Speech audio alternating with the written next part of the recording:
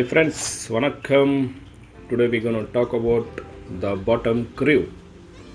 That is none other than our Cory cats. So it was in my one of the wishes that I had to set up and script for them. And luckily I got time now and I have did it.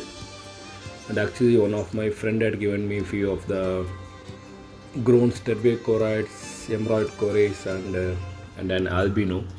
So I thought, I had few of the emerald cories around 5 to 6. So I thought, why not I set up and tank exclusive for them. And as you can see, this is the outcome of it.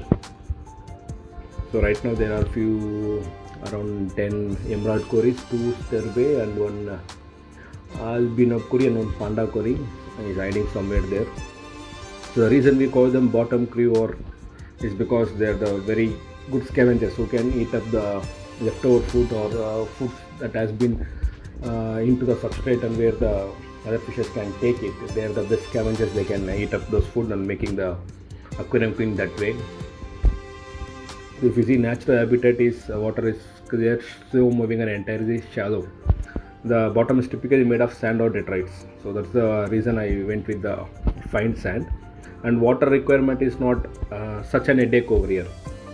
A pH between 7 to 8 we do, and temperature between 74 to 80 degree or very ideal condition for the captive bred. So most of the inbreed we find only the captive bred. So I think these parameters will go. Pristine water quality is essential like any other fish. So every fish loves the fresh water. So make sure it is being provided. If you can see behavior compatibility, they're a good showing. I would say it's nice to see them a group of 6 or more to see their unlikely showing effect. Unlike many catfish which are nocturnal and can be secretive, cories or the rheatus tend to be out to about during the daytime. So it's not that if you see clown loads and other catfishes, they do become active only in the dark. But this is something different. These guys are active at the daytime too. Typically their diet is made up of, we can give any shrimp pellets, granules, algae flakes. They're good to go anything. They will eat up whatever you try to throw it down there. And please do comment how's the aquascape come out.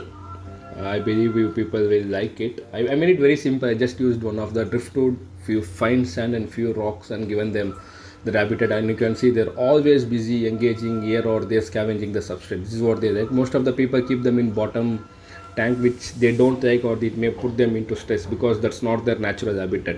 Being the scavengers, you can see they're always scavenging the substrate, which keeps them engaged. That is the main part of this hobby.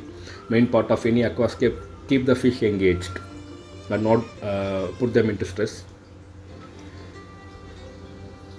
Breeding is it's a separate topic. We discuss, but it's even not a big deal. Yes, if you have any good matured corridors, they tend to breed very easily with providing few degrees cooler water. That can be done.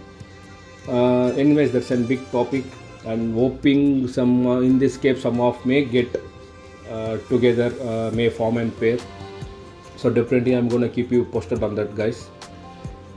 That's it, guys. Signing up here. If any more comments or any suggestions on how to improve this tankscape, kindly do comment. I'll be very much happy to respond and follow.